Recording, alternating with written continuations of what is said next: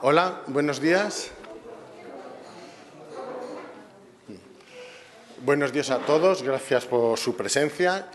Como saben, estamos en el primer Congreso Vía Aquitania Camino de Santiago.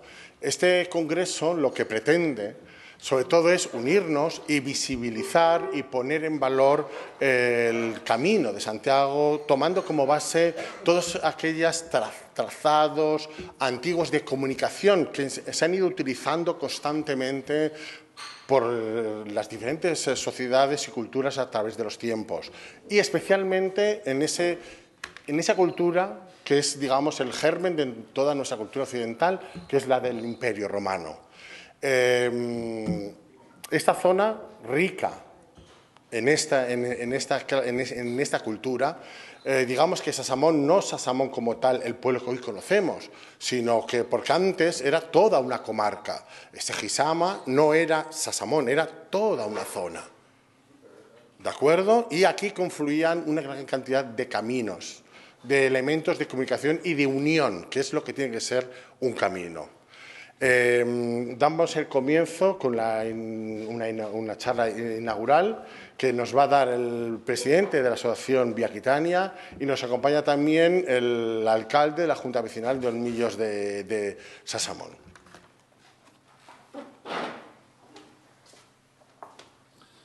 Bueno, yo como tengo mucha tendencia a enrollarme, lo traigo escrito para que no me sobrepase de eso, y además decir exactamente lo que pretendo. Esto solamente es una cuestión en un principio de abrir una polémica, ¿no? Bueno, la Asociación de Amigos del Camino de Santiago Vía Aquitania da la bienvenida a los congresistas del primer Congreso de Vía Aquitania. Lo realizamos con los brazos abiertos para compartir unos minutos con nosotros en estas tierras castellanas, herederas de cultura celtibérica, turmódica, romana y visigoda. Vosotros compartiréis con nosotros vuestras experiencias y sabiduría. Nos ayudaréis a descubrir y aumentar los conocimientos de nuestra historia pasada, ayudarnos a valorar el vastísimo patrimonio material e inmaterial heredado de nuestros ancestros en épocas milenarias. Utilizando la herramienta principal que tenemos los docentes para que nuestros alumnos aumenten sus conocimientos, provocando un conflicto cognitivo, que es el que estimula al alumno para poder crecer. Con él trataré de provocar ese conflicto. Después serán los especialistas que estos días disertarán aquí y aclaren estos términos y hagan que ese conflicto desaparezca, se normalice nuestra desazón cognitiva.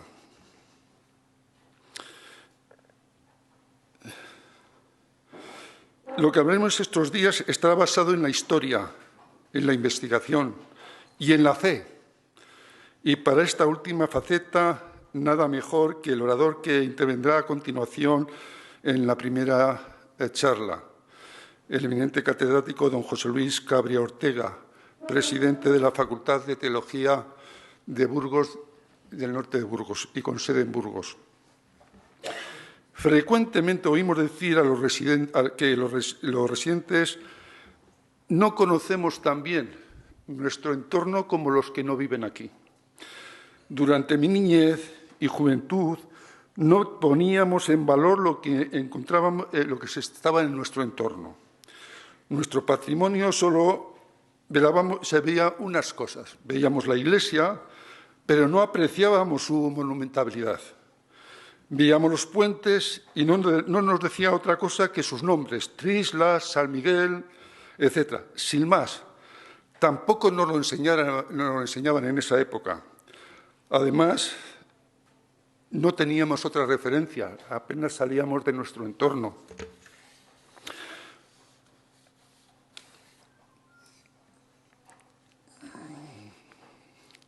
Con el paso del tiempo fuimos descubriendo que ciertas cosas o personas se las podía identificar con otros conceptos. Por ejemplo, Burgos. Se le puede identificar con la catedral, con el Cid, incluso con la morcilla. Esta identificación también se da en nuestro entorno. Podemos identificar a Sasamón, Melgar o Herrera con los romanos, las vías romanas, y con César Augusto. Estamos viendo en ellas excavaciones romanas, en Sasamón, en Melgar. Incluso en Melgar en Sasamón tenemos incluso una estatua a César Augusto. Se suele hacer referencia también a cuestiones como Camino de Santiago, Camino de los Peregrinos, Camino del Peregrinaje. En la cartografía oficial figuran términos como los que he descrito. Camino francés, que está en la cartografía, por ejemplo, de Palencia. Por la década de los 60, frecuentemente nos enseñaban monedas que encontraban en las tierras los labradores. Tampoco nos llamaban mucho la atención. Eran monedas, no tenían mucho significado para nosotros esas monedas, simplemente eran diferentes a las chapas que utilizábamos los jóvenes en la escuela o los adultos en las apuestas de Semana Santa. No las prestábamos atención al no ser completamente redondas, parecía que perdían el valor para nosotros. Eran más perfectas esas de cobre, que salían mejor en los juegos. Con el tiempo ha podido constatar que, además de las monedas, también descubrían otros objetos de origen celta y romano, dependiendo dónde labraba el campesino. Así lo he podido confirmar en el Museo de Arqueología de Burgos. Se sospecha que hay gran cantidad de objetos antiguos que están en manos privadas y haber sido objetos de comercialización. Posiblemente la historia romana de la antigua Sagisamo y de la estancia de Octavio César Augusto en Sasamón que andamos buscando estén en manos privadas, sin posibilidad de estudio, porque se movieron del sitio donde estaban y ya no tenemos posibilidad de decir aquí hubo tal cosa porque no se sabe exactamente dónde se cogió ese instrumento. Sasamón es la única población romana documentada con categoría de estatio en Hispania, además de haber sido mansión dependiente del convento de Clunia. Esta circunstancia me ayudó a pensar en estos datos y ver cómo se podría facilitar el poderlos poner de actualidad. Había que aprovechar los datos de los especialistas que vienen trabajando y estudiando sobre ello. Había que facilitar la recuperación y el estudio sobre los datos que están en manos privadas y de los que aún están en el subsuelo del antiguo Sagisamo, sepultados por las circunstancias del paso del tiempo. Incluso yo llegué a un acuerdo con el Museo Arqueológico de Burgos para hacer una extensión del museo en Sasamón, el museo que no tiene ahora ni está parado, está cerrado prácticamente, y se llegó allí a un acuerdo para hacer una extensión del museo arqueológico. Las circunstancias, por raras que no voy a entrar en ello, está eso paralizado, pero no por culpa del Museo de Burgos. Son muchos los especialistas que disponen de una amplia documentación, como los estudios de Abasolo y Moreno Gallo en el campo de las calzadas romanas. Con Abasolo hemos sido testigos de trabajos arqueológicos en el centro de Sasamón, en el atrio de la iglesia. Con Moreno Gallo se ha realizado junto a los supuestos puentes romanos catas de las calzadas romanas. Más reciente, el equipo de Jesús García Sánchez, que nos dará la última charla que nos va a dar el domingo, viene de Roma exclusivamente para darnos esta charla. Viene el sábado desde Roma para darnos la charla sobre este asunto. Se ha realizado en diferentes estudios en Sasamón, como en el centro de Castreño de los Millos, que hace 2 años fue auténtica novedad nacional. Hoy en día se ha perdido multitud de elementos arqueológicos, como la gran parte de las 5 calzadas romanas y los 2 acueductos que suministraban agua a la ciudad de Sagisama. Además del puente sobre el río Odra, en el camino conocido como Carrecalzada, puente que ha desaparecido. Esta situación me empujó a poner en valor toda esta riqueza material de la historia de mi pueblo, que al indagar sobre ella me introdujo en la realidad inmaterial, que también estaba basada estaba pasando desapercibida. Saben los estudios de algunos investigadores que por una razón o por otra permanecieron ignorados. Decía a Burgos que se le identifica con la catedral y el Cid. A pueblos de la comarca se le puede identificar con el mundo romano, las calzadas romanas, con el peregrinaje, por su profusión de la existencia de hospitales de peregrinos, términos e historias jacobeas y sedes de caballeros, como hubo aquí sedes de caballeros templarios. Podemos ignorar la historia, lo que no se puede es anularla. La historia permanece indefinidamente. Cuando ignoramos nuestra historia, nos estamos ignorando a nosotros mismos. Nos estamos hundiendo en la ignorancia. Explorando en el patrimonio inmaterial de Sasamón, ha surgido su patrimonio inmaterial, en especial el que llevaban sus calzadas romanas por nuestra comarca. Allá por el año 1965, y lo veo todavía como una fotografía porque fue impactante para mí, el Camino de Santiago era casi un total desconocido en nuestra comarca. Éramos ignorantes sobre el hecho que había sido parte de la historia de nuestra comarca durante siglos. Ese año fue Año Santo Jacobeo, año que dio un gran impulso a las peregrinaciones. Es cuando se dieron a empezar a dar impulso a las peregrinaciones modernas. Me llamó la atención, estando en Villanueva de Argaño, que acompañaba a veces a mi padre, la importancia que yo era un chaval de 13 años, 14 años. Me llamó la importancia que se le estaba dando al evento y la publicidad pródiga en la zona en forma de cartelería. Fue la primera vez que tomé conciencia de las peregrinaciones a Santiago. Supongo que a la mayoría de la gente en esa época le sucedió lo mismo. Unos años más tarde, en 1972, me llamó la atención el comienzo de grandes peregrinaciones, en especial la que organizó la Organización Juvenil Española. Mi hermano, que está aquí presente y que hoy ha hecho un alto en el camino también, porque viene haciendo el Camino de Santiago, ha empezado en Roncesvalles este año, hace el día 4, y seguirá a Santiago de Compostela y después seguirá haciendo también el Camino de Santiago por el norte de España. He aprovechado aquí el Congreso para hacer un alto en el camino y estar en el Congreso. Bueno, pues en especial, mi hermano se inscribió en ella y sería la primera peregrinación juvenil colectiva. Me llamó la atención la información que se proporcionaba sobre el itinerario a seguir, donde figuraban diferentes alternativas de las etapas. El primer paso por nuestra comarca figuraba desde Villanueva, que llegaban hasta Villanueva de Argaño. Se continuaba hasta Hornillos y allí a Castrojeriz. También estaba la opción de seguir hasta Olmillos, seguir desde Burgos hasta aquí, hasta Olmillos, para continuar hasta Castillo de Murcia y después allí a Castrojeriz. Esto era organizado por el gobierno de entonces, estamos hablando de los años 70. Desde aquella época hay un cartel que no ha desaparecido todavía, un cartel de tráfico en la carretera que va de Olmillos a Villandiego, que dice Camino de Santiago. Y ahí permanece y no se ha quitado. Los años pasan, los conocimientos se acumulan.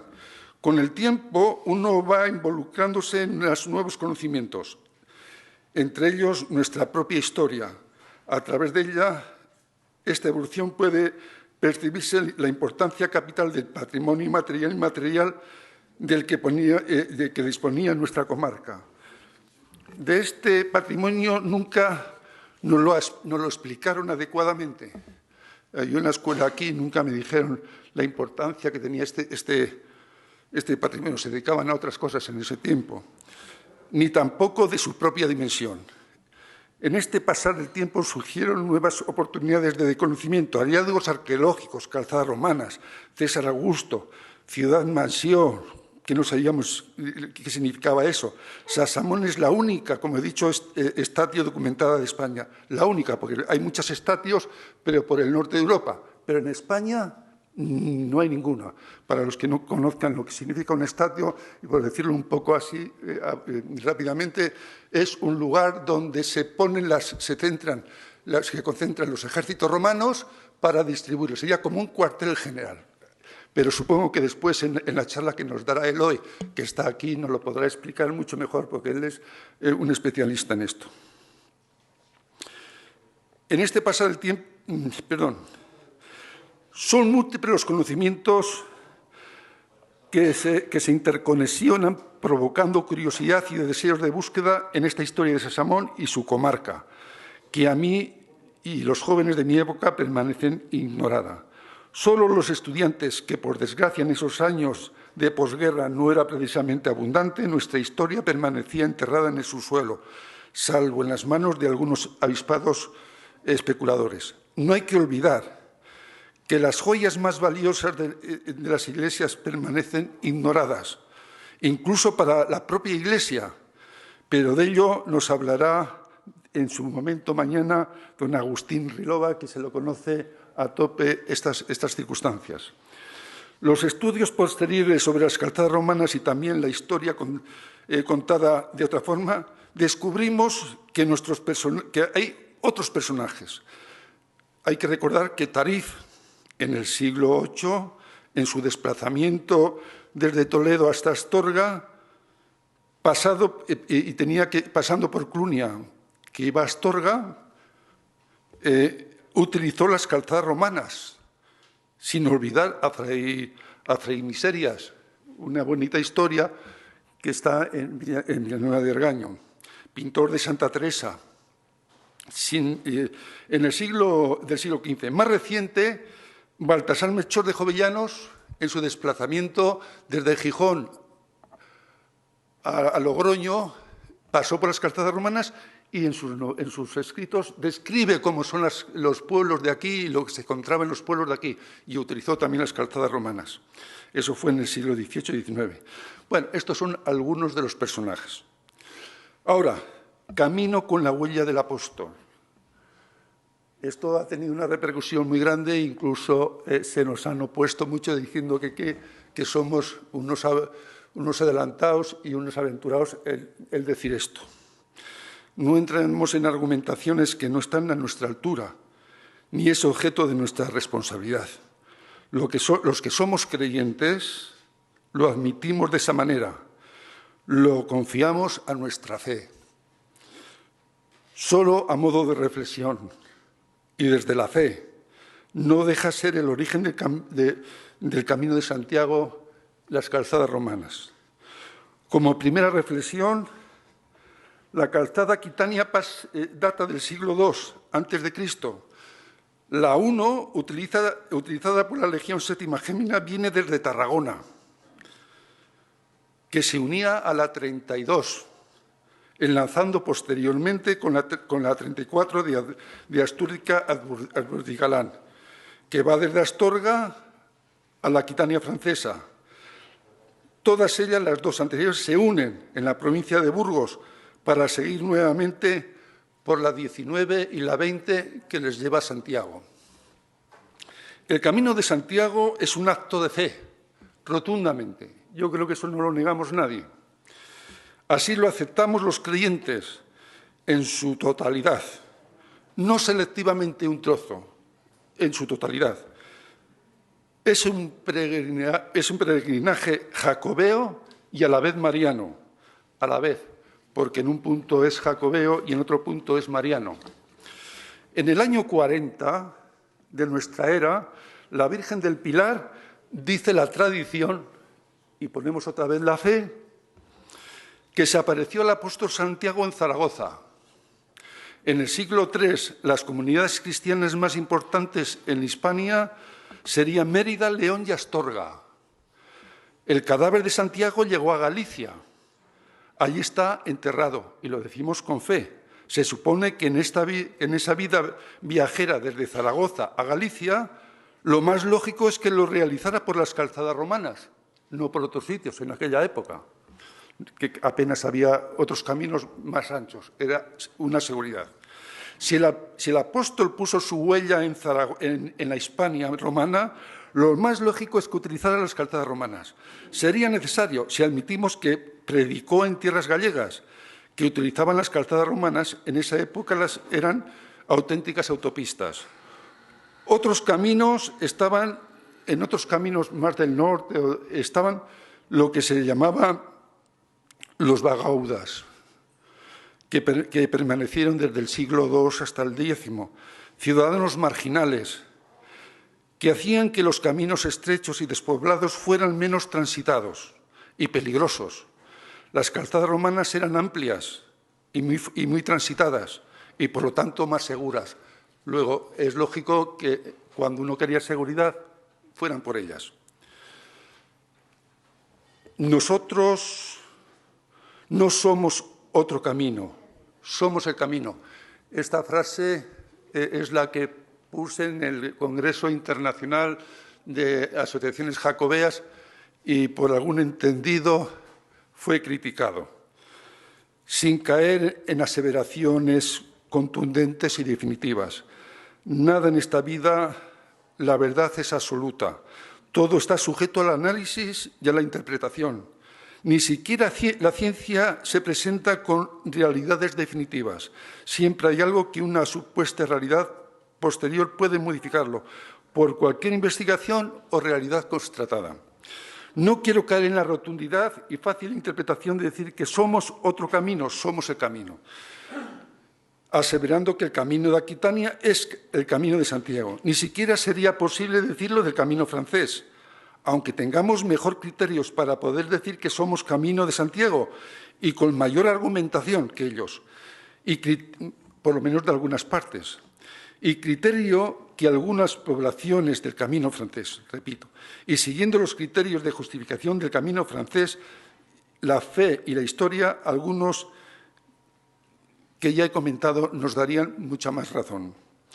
Esta afirmación hay que recogerla en su auténtica dimensión e interpretación. Admito que fuera de contexto puede ser interpretada de manera rotunda y definitiva, y como pienso que así sucedió en el comentario que Antón Pombo, periodista de gran autoridad, aunque algunas veces de oídas, en el comentario del Camino de Santiago, realizaba en una reseña con motivo del 12 Congreso Internacional de Asociaciones Jacobeas, que decía: ni los primeros cristianos llegaron a tanto. Esa fue la crítica que nos hicieron. El Camino de Santiago debe atender, como no hay otro camino, no hay un camino con exclusividad. No hay caminos que se pueda decir, este es el Camino de Santiago. Pombo en esta ocasión no ha dado con la correcta interpretación que se le quiso dar. No soy el camino, soy el camino.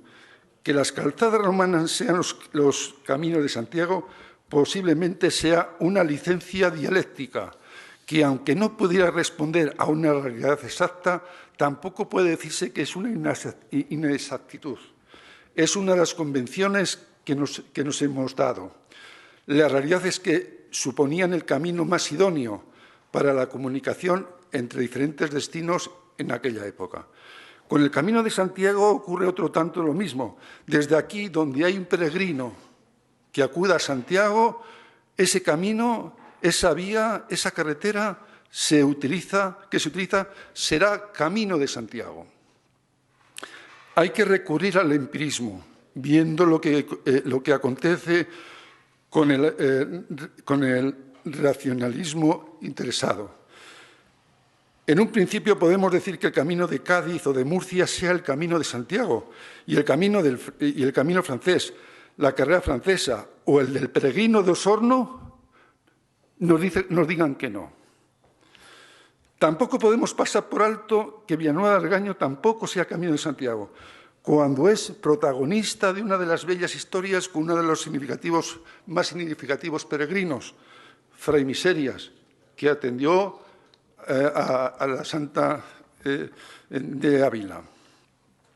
Sería interesante investigar sobre esto y ver si tiene alguna relación Fray Miserias con las peregrinaciones, con las calzadas romanas, la visita de Felipe II, que a lo mejor que también nos hablará Agustín de ello, a través de su hermana Juana de Austria, que conoció en Palencia y luego fue con Santa Teresa a Sevilla.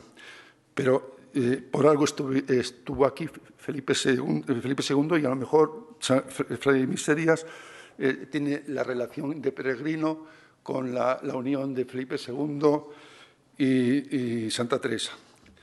También se pudiera admitir que pudiera haber sido otro.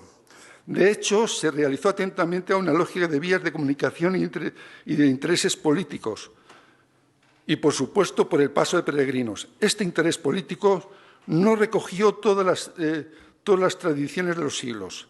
En ese momento se trataba de trazar una guía peregrina que se acomodaba a los intereses comerciales de Alfonso VI. Tampoco ahora podemos ser negacionistas de una realidad que año tras año y siglo tras siglo los hechos se vienen produciendo de una manera natural y que los peregrinos han tenido su protagonismo, independientemente de los intereses políticos y económicos. Los peregrinos no entienden de ello, responden a la ley de los fluidos, siempre van por el lugar más corto, más cómodo y que les dé mayor seguridad. No podemos obviar una realidad histórica, nuestra comarca. No podemos olvidarla, no podemos eliminarla. Como una referencia de César J. Pombo, el lugar de Abadanes, a medio camino entre Melgar de Fernamental y Osorno, ha sido históricamente una zona de paso. Por aquí transitaba la vía romana de Italia a Hispania, en concepto el tramo que unió Tarragona, Tarraco, con Astorga, Astúrica Augusta, y a través de Zaragoza, Cesagüesta. Utilizada por los peregrinos antes y también después de que Sancho de Navarra y Sancho de Castilla abrieron el llamado Camino Francés o Carretera Francesa a Santiago de Compostela.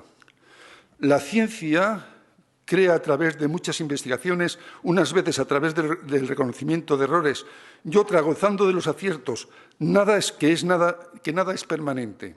Todo es variable, depende de las nuevas investigaciones. Abasolo en su momento y otros investigadores mantuvieron durante años que la vía aquitania no pasaba por nuestra comarca, hasta que en Villanueva del Regaño se descubrió el miliario romano, además de los miliarios de Pardilla de Abajo, con otros hallazgos.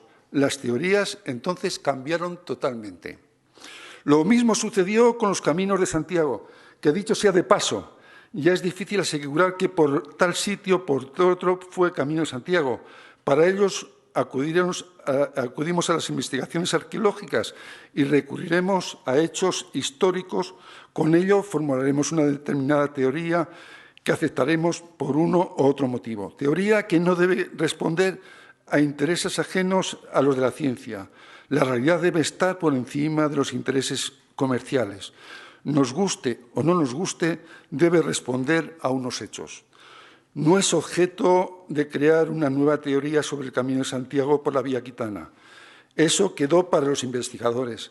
Este congreso trata de poner de actualidad la vía aquitana con todo lo que conlleva, hablar de su historia pretérita, presente y futura, como se ha comentado anteriormente. Uno de sus rasgos significativos sería el Camino de Santiago. Para su trazado hay investigadores sobradamente reconocidos que lo tienen plenamente estudiado, como es el caso de San Moreno Gallo.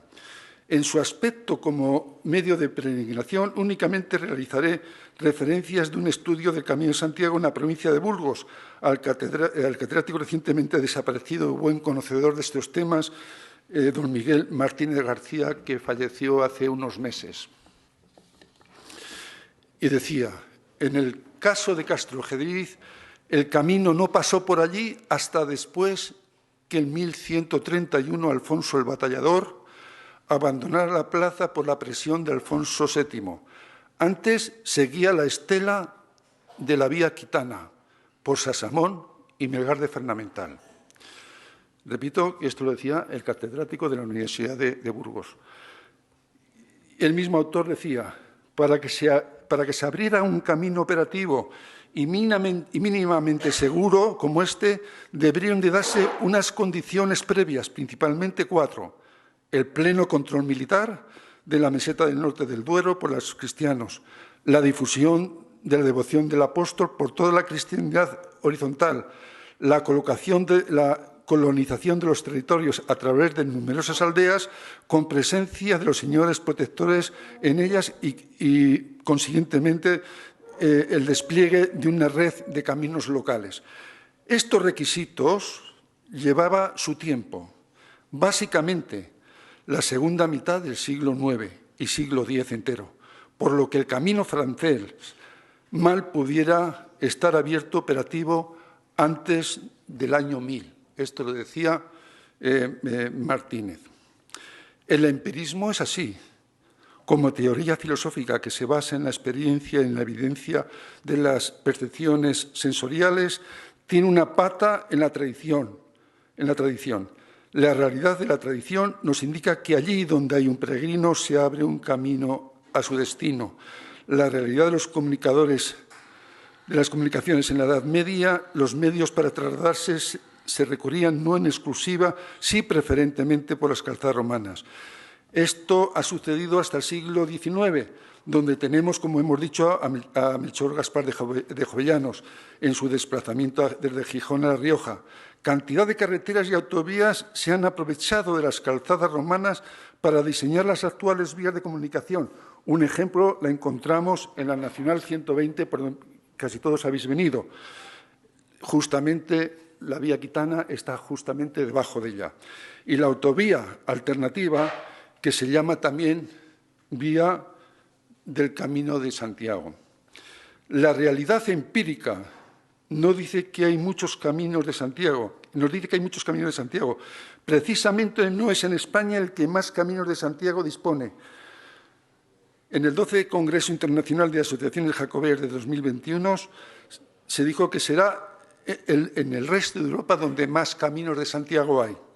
En especial en Francia, donde más caminos de Santiago tiene, sin olvidar los de Hispanoamérica. En Hispanoamérica también hay caminos de Santiago. O en países de Oriente, que por eso vienen aquí muchos de Oriente, que, por cierto, es el mayor número de peregrinos que acuden a Santiago. La realidad hay que colocarla en su justa medida. Cada camino de Santiago se inició en momentos diferentes. No se dan en el mismo momento, incluso estarán separados por realidades que las separa siglos y por necesidades que se conducen en momentos diferentes. No puede ser Segisamone, Sasamón, sea el Camino de Santiago en el mismo momento que Murcia. La realidad histórica es otra. Mientras que en Murcia en el siglo IX estaba poblada por sociedades musulmanas o bajo dominación de estas, cuesta creer que, dadas las condiciones que se daban en la sociedad de entonces, salieran peregrinos hacia Santiago, aunque también pudiera ser. Lo mismo ocurría con toda la tierra que en ese momento se conocía como Al-Andalus, que prácticamente era de aquí para abajo. Siguiendo a Luis Martínez García, aún le cabe la duda que esa peregrinación se realizara por tierras de la costa. Esto es lo que dice Luis Martínez García. Al menos por los lugares actualmente considerados como practicables.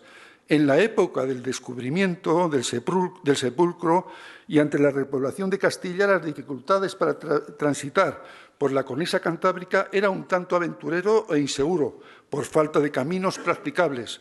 Cuando los había, eran trochas inseguras para que intentara transitarse y viniera fuera del lugar.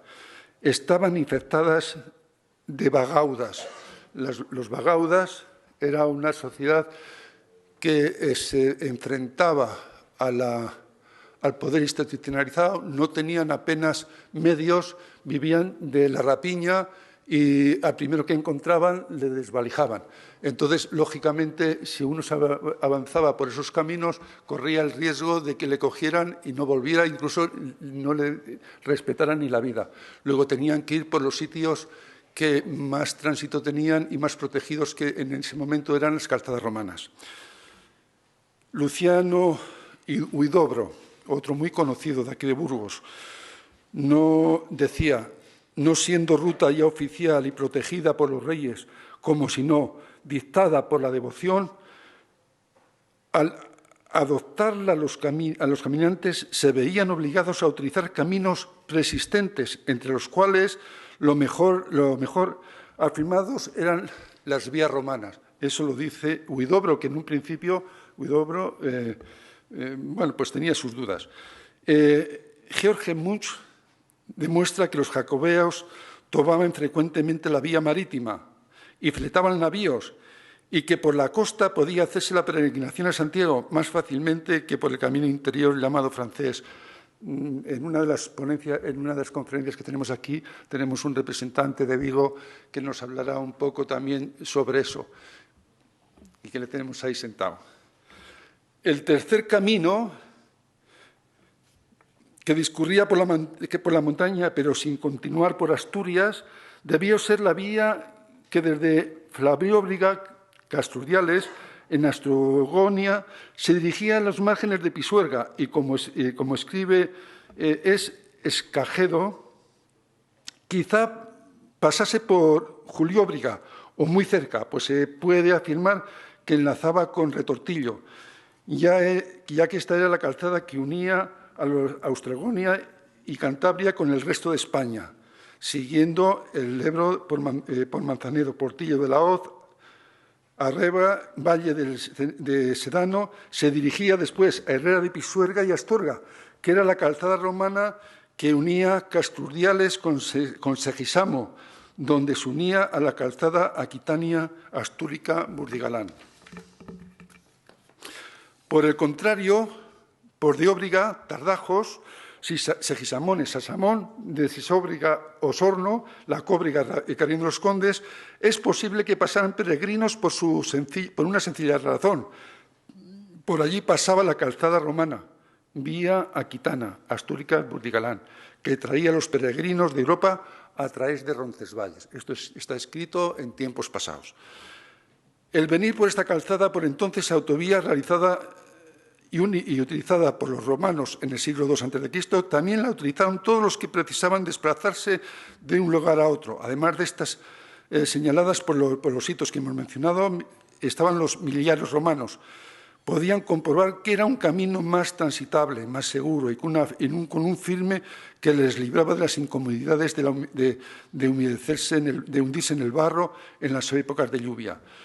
No es asumible que a partir de un determinado lugar se apartasen de la calzada romana para tomar otro camino más inseguro e inestable, para volver a recuperar nuevamente la calzada, en otro punto más adelante y de la misma calzada. Únicamente se podía deber a intereses políticos y comerciales. Siguiendo a Luciano Huidobro, desde el siglo IX y XI fue la calzada principal, vía de comunicación para todas las necesidades del momento. Su desviación precisamente se debió a inseguridad por las razones bélicas de la época, bien fueran de las racias musulmanas al estar la vía aquitana en el límite de la Hispania cristiana y las musulmanas, siendo la repoblación y los intereses reales del momento, llámese Alfonso VI, acudieron a poblaciones de su protección, desamparando a las de Betría, como era la de Segisama, como ocurrió con Sancho III de Navarra y después con Alfonso VI, al que desviara el circuito de peregrinos a través del Códice Escalestino y por sus intereses privados comerciales. Nuevamente, a Luciano Huidobro. El primero fue la vía romana número 34 del itinerario antonino, el segundo el camino llamado Romeaje, el tercero el camino real de Castilla a Francia y, por último, la carretera general Madrid-Irún y el ferrocarril del norte. Todos ellos discurrieron la llanada de Álava, limitada por las dos grandes cordilleras llamadas Sierra de San Adrián y al norte, por su prolongación, y cortada por la que atraviesa por medio de toda provincia y se une con la de Bayona. Ramo desprendido del Gorbea y se extiende del norte a sur. El río principal de esta villa es el Zadorra, que acompañaba el camino a algunas de sus trayectos, y nace uno de los arroyos que forman a una laguna de Salvaterra en los montes de Muriaín. El otro de los que separaban el partido de Salvatierra y las hermandades de Campazú. Sancho el Mayor, y de común acuerdo con Sancho de Castilla, utilizó la calzada gitana como camino de Santiago. Según el silense, don Sancho Mayor, habiendo extendido gloriosamente sus dominios y arrojado a los maometanos desde el Pirineo a Nájera, dejó libre y desembarazado el camino de la peregrinación a Santiago, lo cual antes hacía las extraviadas sendas de Álava, por temor a los bárbaros, a los bagaudas. Este rey, de acuerdo con el conde Sancho de Castilla, abrió el camino que por Estella y Logroño seguía hasta Briviesca, donde se unía a la vía número 34, es decir, la vía aquitana, por lo que continuaba su dirección a Galicia hasta Astorga. No obstante, esto, como Pamplona estaba unida por Ábala por la vía primitiva, muchos siguieron frecuentando por ser camino extendido, sin grandes dificultades de terreno en Navarra, y después casi llana hasta antes de Estavillo, en que tenía su subida prosiguiendo allí Briviesca. De todas formas, de esto igual posiblemente tenemos alguna noticia más, porque aquí está un representante, un arqueólogo de Navarro, que ha investigado en ellos y nos dará algunas pautas sobre ello. Luis Vázquez de Praga, el gran autor y escritor sobre el Camino de Santiago, que dice que nosotros no figuramos en las obras de Praga, dice en su obra Los peregrinos a Santiago de Compostela, ya trata a las calzadas romanas como caminos naturales. Este autor admite que los Pirineos se inicia el Camino de Santiago a través de dos rutas, caminos naturales, como dice. Ambas responden a dos caminos naturales practicados de antiguo y por los que pasaban las vías romanas de Burdeos a Astorga, Roncesvalles, y de Bearme a Zaragoza, Santa Cristina. El Camino de Santiago como tal no aparece hasta el siglo XI, con el Códice Calistino. En un principio aparece, según hemos visto, confundida con las calzadas de los peregrinos a Santiago de Roma, a Roma. Después, y refiriéndose a Santa María de Nájera, ya dice Alfonso VI, año 1079, que está susted illo castello laetus via quie discurrit, por al Saneto Jacobo. Mi latín no es perfecto. Y aludiendo a Villamotiel de las Matas, que is alfose de legione iusta illus camino Santi Jacobi. El comienzo de utilización con la denominación de Camino de Santiago surgió a raíz de utilizarlas los notarios a partir de 1090, que tomaban como referencia para la eliminación de limitación de fincas, y a raíz que Sancho Ramírez de Navarra en ese año dijeron que Zarapuz estaba en camino de Santo Jacobo. Volevat ili monanci en Sancho loanis face population de franco sinilo suo termino en Zarapuz in camino de Santo Jacobi. E ergo volevan mutua insum caminum per Lizarra, e facebe ibi castrum, e population de francos. El nombre de camino francés y que se le toma como Camino de Santiago por antonomasia es debido a ser el camino que toman los franceses para peregrinar a Santiago, conociéndose como Camino francés o Inter Francorum. A pesar de estos desvíos, los peregrinos continuaron y continuaron pasando por la vía aquitania. Hay datos que no solamente los peregrinos a Santiago lo utilizan, podemos verlo en diferentes momentos del siglo XVI, con Fray Miserias, en el siglo XIX, como hemos dicho, y en los desplazamientos de Melchor Gaspar de Jovellanos. El Camino de Francés tiene su propia identidad y participa de su hecho cultural mundial, pero ni es exclusivo Camino de Santiago ni puede arrogarse esa exclusividad. Hay muchas realidades. Una de ellas sería que es el camino más utilizado. Dar la autoridad de ser el único Camino de Santiago nos llevaría a la situación reduccionista, que el único Camino de Santiago serían los 100 últimos kilómetros o desde el Monte del Gozo o a Santiago, como único Camino de Santiago, que ahora de eso ya hay. siendo una de las causas de los males que dice tener el Camino Santiago, la masificación por esa zona. Así fue analizado en el 12 Congreso Internacional de Asociaciones Jacobeas de Madrid. El presente Congreso es una oportunidad para exponer y confrontar ideas. Con el mismo queremos actualizar la historia de nuestro patrimonio material e inmaterial y, si es posible, protegerlo de los ataques que ha soportado a través de los tiempos y, de manera especial, en las últimas décadas.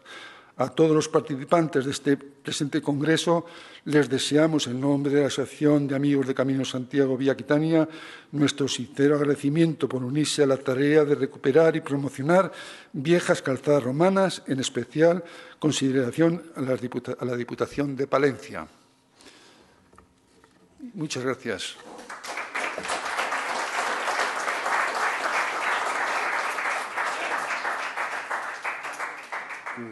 Y ahora, por favor, José Ortega Rodríguez, presidente de la Junta Vecinal de Olmillos de Sesamón.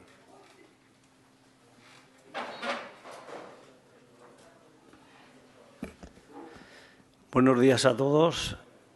Por no alargarnos mucho, ya que vamos a estar sobradamente informados por todos los ponentes este fin de semana, quería agradecer la visita de todos los que estéis aquí, agradecer a la Asociación Vía Aquitania y en especial a Mando Calzada por la inquietud que tuvo desde el primer momento y el énfasis que le ha puesto a este proyecto. Y agradecer, pues presentaros Olmillos de Sesamón, un pequeño pueblo que conoceréis estos días si podéis visitarlo, con una gran historia. Tenemos dos edificios BIC, uno es el castillo en el que nos encontramos y otro que está aquí al lado, la iglesia de Nuestra Señora de la Asunción, que también es BIC.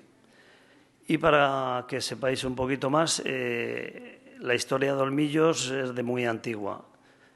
Aquí en el Cerro de Castarreño estuvieron asentados los turmogos, unos celtas. Llevamos desde el 2017 con un arqueólogo, Jesús García Santamaría, investigando y tenemos datos ya, datación de que 800 años antes de Cristo hubo gente viviendo en el Cerro de Castarreño, porque han datado documentalmente y con la huella de carbono. O sea que la historia de Olmillos o del Cerro de Castarreño pues es muy antigua, hasta la llegada de los romanos. Y para no alargar mucho, bueno, ya iréis conociendo el pueblo este fin de semana. Agradeceros la visita, la presencia, a todos los ponentes y dar por inaugurado ya el primer Congreso Vía Aquitania. También agradecer al dueño del castillo las facilidades que nos ha dado para que esto se celebre en estas condiciones, que yo creo que ha sido un éxito y espero que sea un gran éxito. Y sin más, Agustín nos dirá ahora lo que vamos a hacer.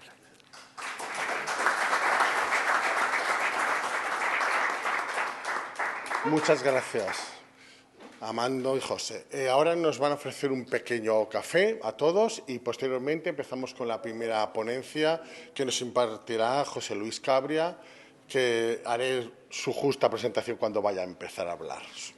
Venga, gracias.